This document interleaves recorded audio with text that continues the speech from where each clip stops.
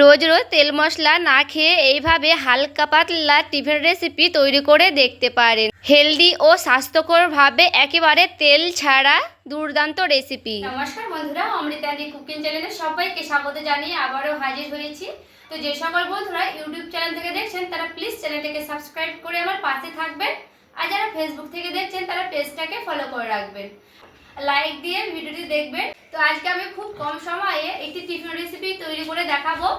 Skip না করে পুরো রেসিপিটি দেখবেন, আশা করছি খুবই ভালো লাগবে। তো চলুন রেসিপিটি শেয়ার করা যাক। আর এখানে দেখুন বন্ধুরা, আমি একটা বাটি নিয়ে নিয়েছি। এরপরে বাটি মেপে নিয়ে নিচ্ছি এক বাটির মতো চিড়ে। এরপরে বাটিতে দিয়ে দিচ্ছি জল বাটি মেপে। এরপরে চিড়েগুলোকে এভাবে আমি ভিজিয়ে নিচ্ছি, মানে ধুয়ে নিতে হবে, যেহেতু এটা মোটা একটু চিড়েটা আছে। তো 2-3 বার জল পাল্টে পাল্টে ধুয়ে নিতে হবে। দেখুন কতটা নোংরা বেরিয়েছে। তো এটা আমি 2-3 বার মতো জল পাল্টে পাল্টে ধুয়ে নিচ্ছি, তারপরে ফিরে আসছি। দেখুন আমি প্রায় 2-3 বার খুব সুন্দর করে জল পাল্টে ধুয়ে নিয়েছি।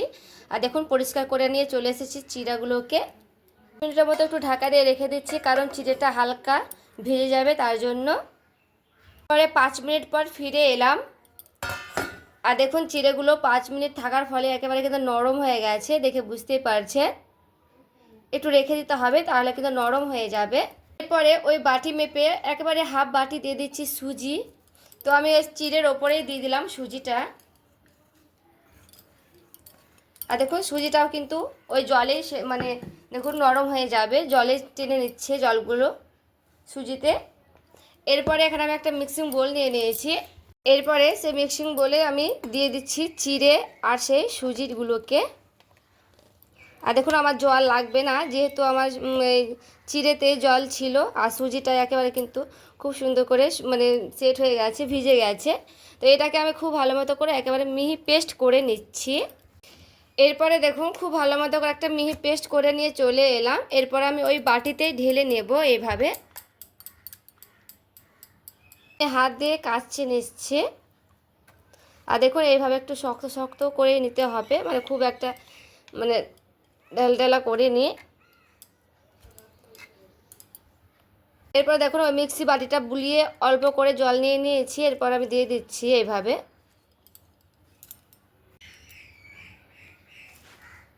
এরপরে সুজি আর চিড়েটাকে এইভাবে একটু ভালো মতো করে মিশিয়ে নিচ্ছি। এটা হ্যান্ডারের সাহায্যে আমি এইভাবে খুব ভালো মতো করে দেখুন মিশিয়ে নিচ্ছি।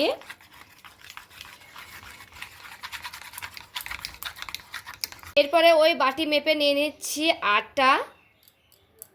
এরপরে আটা দিয়েও খুব ভালো মতো করে এভাবে আমি মিশিয়ে নিচ্ছি। এরপরে দেখুন ওই বাটি মেপে আমি নিয়ে নিচ্ছি এক বাটি জল। এরপরে দেখুন অল্প অল্প করে জল দিচ্ছি, আর এইভাবে খুব ভালো মতো করে হ্যান্ডেলের সাহায্যে দেখুন এইভাবে মিশিয়ে নিচ্ছি। একসঙ্গে কিন্তু জল দিতে যাবেন না, না হলে বেশি ডেলা পেকে গেলে তখন মানে পাতলা হয়ে যাবে, তার জন্য। তো এইভাবে দেখুন একটু আমি এইভাবে নাড়াচাড়া করতে করতে দেখুন ঘনত্বই হয়ে আছে, তো জল লাগবে। সে ওই বাটিতে কিন্তু আমি জল নিয়েছি, ওই বাটিতে অল্প অল্প করে জল নিচ্ছি, আর এইভাবে কিন্তু দিয়ে দিচ্ছি। তো দেখুন আবারও এইভাবে খুব ভালো মতো করে মিশিয়ে নিচ্ছি। তো খুব সুন্দর করে কিন্তু মিশিয়ে নিতে হবে এইভাবে। আর দেখুন খুব সুন্দর করে মিশানো হয়ে গেছে। আর দেখুন দেখে বুঝতেই পারছেন কেমন ঘনত্ব রয়েছে। খুব একটা পাতলা করিনি আর খুব একটা ঘন করিনি। দিয়ে দিচ্ছি ঢাকা। ঢাকা দিয়ে রেস্টে রেখে দিচ্ছি কিছুক্ষণ। তো চলুন একটা চাটনি রেডি করে নেব ততক্ষণে। খাওয়ার জন্য একটা চাটনি রেডি করে নেব। তো এখানে দেখুন একটা টমেটো নিয়েছি, একটা পেঁয়াজ নিয়েছি, আর 2টো কাঁচা লঙ্কা নিয়েছি। তো এই দিয়ে কিন্তু খুব ভালো মতো করে চাটনিটা হয়ে যাবে। তো এখানে দেখুন আমি পেঁয়াজটা কেটে নিচ্ছি। তো পেঁয়াজের খোসাটা প্রথমে আমি ছিলে নেব। পরে পেঁয়াজটা দেখুন এইভাবে আমি একটু বড় বড় করে কেটে নেব। এইভাবে কেটে নিলেই হয়ে যাবে পেঁয়াজটা। তো এখানে পেঁয়াজটা আমি সাইডে সরিয়ে রেখে দিলাম। এরপর একটা টমেটো কেটে নেব।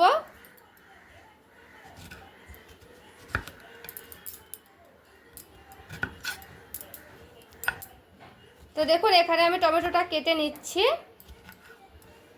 আর এখানে দেখুন 2টো আমি কাঁচা লঙ্কা নিয়েছি, লঙ্কাগুলোকে এইভাবে একটু চিড়ে দিচ্ছি। বসিয়ে নিয়েছি, কড়াই দিয়ে দিচ্ছি অল্প পরিমাণে তেল দেব, দিয়ে দিচ্ছি 5 ফোড়ন ও পেঁয়াজ কাটাটা। এরপরে পেঁয়াজটা দিয়ে এভাবে খুব ভালো মতো করে 1 মিনিটের মতো নাড়াচাড়া করে নিতে হবে। কেটে রাখা লঙ্কা দুটো দিয়ে দিব, কাটা রাখা একটা গোটা টমেটোটা দিয়ে দিচ্ছি। এরপরে খুব ভালো মতো করে একটু এইভাবে আমি নাড়াচাড়া করে নেব। এরপরে দিয়ে দিচ্ছি অল্প পরিমাণে লবণ, দিয়ে দিচ্ছি হলুদের গুঁড়া। এরপরে লবণ আর হলুদটা দিয়ে একটু ভালো মতো করে এইভাবে নাড়াচাড়া করে নেব।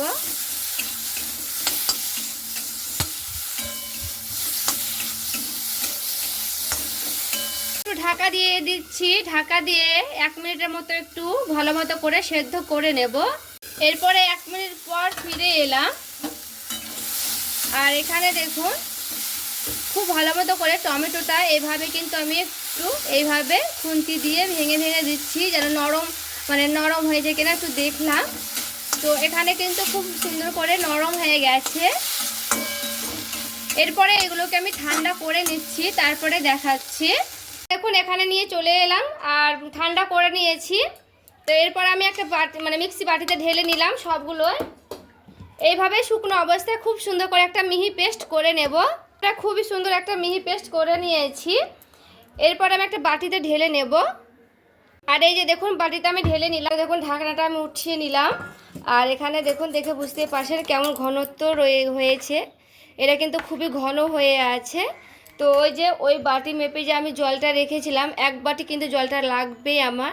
তো এখানে দেখুন আবারও জলটা দিলাম, জলটা দিয়ে আবারও এভাবে খুব সুন্দর করে নাড়াচাড়া করে নিচ্ছি। এটা রেস্টে রাখার পরে দেখবেন খুবই একটা ঘনত্ব হয়ে যাবে, যেহেতু ওখানে সুজি দিয়েছি তার জন্য এখানে বেশি ঘন হয়ে যাবে।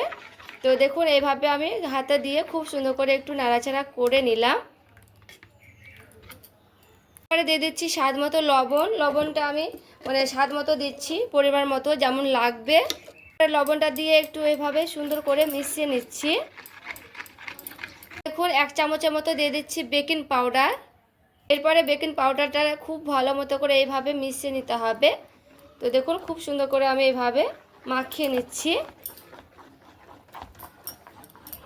এখানে দেখুন খুব সুন্দর করে হ্যান্ড রাইটের সাহায্যে আমি এইভাবে মিশিয়ে নিলাম। আর দেখে বুঝতেই পারছেন খুব সুন্দর করে কিন্তু সেট হয়ে গেছে। আর ফেটিয়ে নিতে হবে খুব ভালো মতো করে। আর এখানে আমি একটা রেখা টেনে দেখাচ্ছি, দেখুন কেমন হয়েছে ঘনত্বটা, দেখে বুঝতেই পারছেন। তো এরপরে আমার এটা পুরোপুরিভাবে রেডি হয়ে গেছে। তো চলুন এইগুলো আমি ভেজেও দেখাচ্ছি। দেখুন এখানে আমি একটা ফ্রাই প্যান বসিয়ে নিলাম। ফ্রাই প্যানে দিয়ে দিতে হবে তেল, অল্প করে আমি দিয়ে দিলাম। সুতির কাপড় দিয়ে খুব সুন্দর করে এইভাবে আমি গোটা গায়ে লাগিয়ে নিচ্ছি ফ্রাই প্যানে, যেন তেলটা একেবারে না লাগে, তার জন্য এভাবে হালকা করে লাগিয়ে নিতে হবে। গ্যাসের আঁচটা আমি কমিয়ে দিলাম, অল্প করে জলের ছিটা দিয়ে দিতে হবে এইভাবে। আর গ্যাসের আঁচটা অবশ্য করে কমিয়ে নিতে হবে। আর এই যেখানে দেখুন ব্যাটারটা যেভাবে আমি নিয়েছিলাম, এরপরে আমি ব্যাটারটা এইভাবে দিয়ে দিচ্ছি। তো ব্যাটারটা দিয়ে এইভাবে আমি গোটাটা এইভাবে লাগিয়ে নিচ্ছি। দেখুন এইভাবে গোটাটাকে আমি এইভাবে গোটাটাই ছড়িয়ে নেব। এই পেছনটা দিয়ে কিন্তু খুব সুন্দর করে এইভাবে আমি দেখুন ছড়িয়ে নিলাম খুব সুন্দর করে। ঢাকা দিয়ে দিতে হবে, ঢাকা দিয়ে রেখে দিতে হবে 30 সেকেন্ডের মতো। দেখুন ঢাকাটা আমি উঠিয়ে নিচ্ছি। আর এই যে দেখুন পুরোপুরিভাবে দেখুন কত সুন্দর জালি জালি যুক্ত হয়েছে। এরপরে আমি এইভাবে হালকা করে উঠিয়ে নেব। তো উঠাতে কিন্তু খুব সহজে হয়ে যাবে। এই দেখুন বন্ধুরা খুব ভালো মতো করে হয়ে গেছে, এটা আমি উঠিয়ে নিচ্ছি। আবারও একটা করে দেখাচ্ছি, ওইভাবেই কিন্তু আমি করে নেব। তো এখানে আবারও একটু দিয়ে দিচ্ছি তেল। তেলটা দিয়ে একটু এইভাবে গোটা ফ্রাই প্যানের গায়ে লাগিয়ে নিলাম। দেখুন ওইভাবেই আবারও ডাবল হাতেতে করে দিয়ে দিচ্ছি এইভাবেই।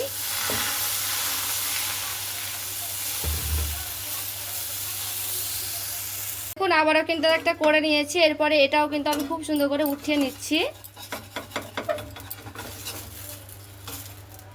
এই যে দেখুন বন্ধুরা টিফিনগুলো রেডি করে নিয়ে চলে এসেছি। আর দেখতে দেখুন কতটা সুন্দর লাগছে।